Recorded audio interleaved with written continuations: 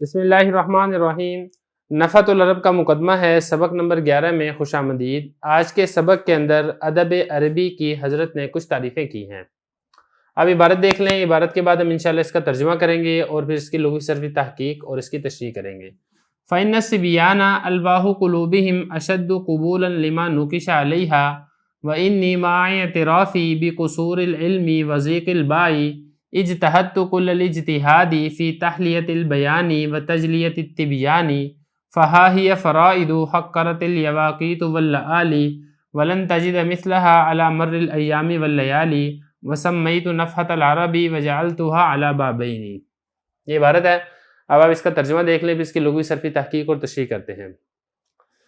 اس لیے کہ بچے، ان کے دلوں کی تختیاں وہ زیادہ قبول کرنے والی ہوتی ہیں اس چیز کو جو اس پر لکھا جاتا ہے، اور بے شک میں میرے اعتراف کرنے کے ساتھ علم کے کم ہونے کے اور تنگی دامن کے میں نے اجتہاد کیا، کوشش کی، میں نے مکمل کوشش کرنا بیان کو خوبصورت بنانے میں، اور بیان اس کا معنی بھی بیانی ہوتا ہے، بیان کو جلا بخشنے میں، واضح کرنے میں۔ سو یہ یکتا موتی ہیں کہ یاقوت اور موتی اس کے سامنے حقیر ہو گئے ہیں، اور تو ہرگز نہیں پائے گا اس کے مثل دنوں اور راتوں کے گزرنے پر، اور میں نے اس کا نام رکھا ہے نفحۃ العرب، اور میں نے اس کو کیا ہے 2 بابوں میں۔ اس کا ترجمہ ہے۔ اب چلتے ہیں اس کی لغوی صرفی تحقیق کی طرف، اور پھر بعد میں اس کی تشریح کریں گے۔ دیکھیں، پہلا لفظ ہے صبیان، یہ جمع ہے صبیج کی، اور صبی کہتے ہیں بچے کو۔ الواح یہ لوح کی جمع ہے، یہ تختی کو کہتے ہیں، اور اسی طرح قلوب یہ قلب کی جمع ہے، دل کو کہتے ہیں۔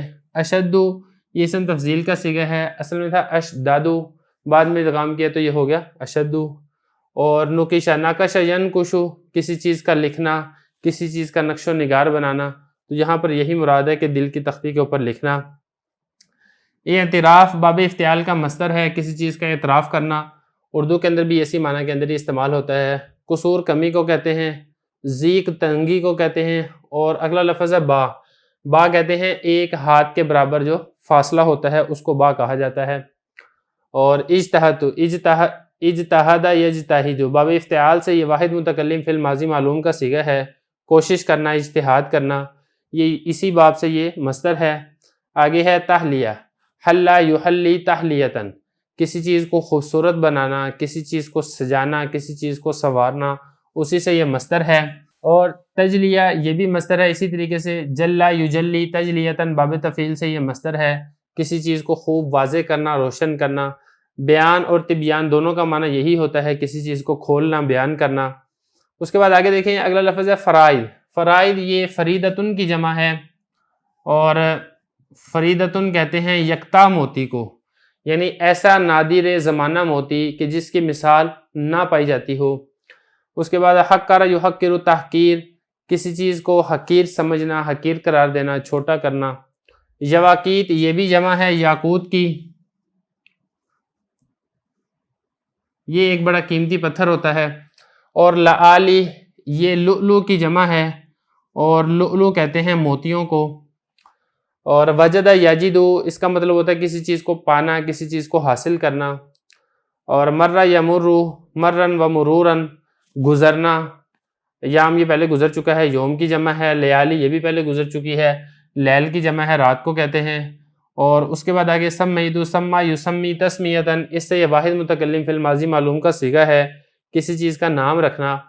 اور نفحہ یہ کہتے ہیں ہوا کو، اور خاص طور پر ہوا کے ایک جھونکے کو، تو یہاں پر نفحۃ العرب کا مطلب ہوگا عرب کا ایک جھونکا، مطلب یہ کہ عربی ادب کا ایک تازہ ہوا کا جھونکا۔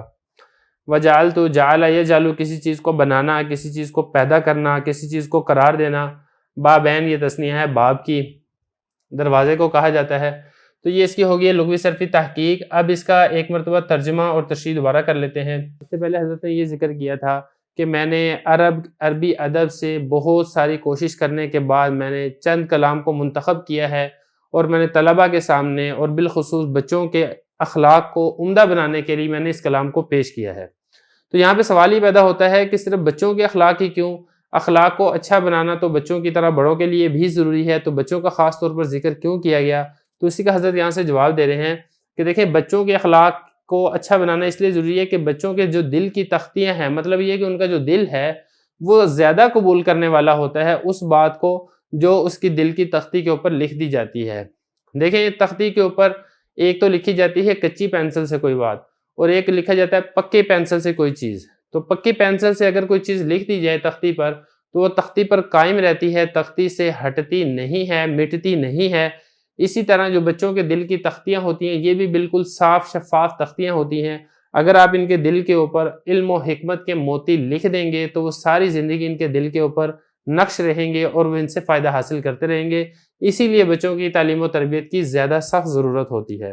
اس کے بعد آگے حضرت فرما رہے ہیں کہ باوجود اس کے کہ مجھے اس بات کا اعتراف ہے کہ میرا علم کم ہے، یہ جو کام ہے یہ بڑا کام ہے، عظمت شام ہے، اور میرا علم اس کے مقابلے میں بہت کم ہے، وضیق البائی، اور میرا جو ہاتھ کی مسافت ہے وہ تنگ ہے۔